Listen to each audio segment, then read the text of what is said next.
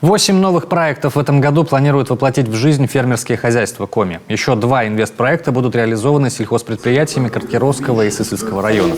В связи с этим первый зампред правительства Коми Эльмира Ахмеева поручила Минсельхозу региона продолжить работу по увеличению уставного капитала компании Коми Агролизинг для снабжения сельхозтоваропроизводителей техникой и оборудованием.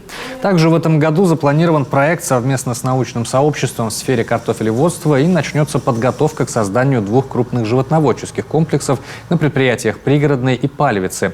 Итоги работы в сельскохозяйственной отрасли прошлого года не менее значимы, отметила Эльмира Ахмеева.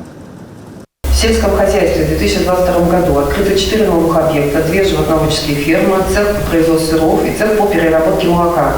Организовано 16 новых фермерских хозяйств и 1 сельскохозяйственный потребительский кооператив по переработке рыбы на территории Кайгородского района.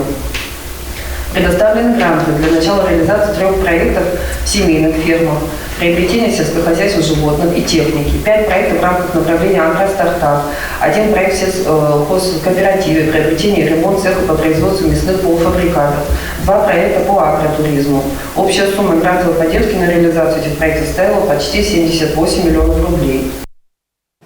Также в прошлом году было завершено строительство комбикормового завода птицефабрика «Зеленецкая». Собственные инвестиции предприятия в проект составили около 2 миллиардов рублей.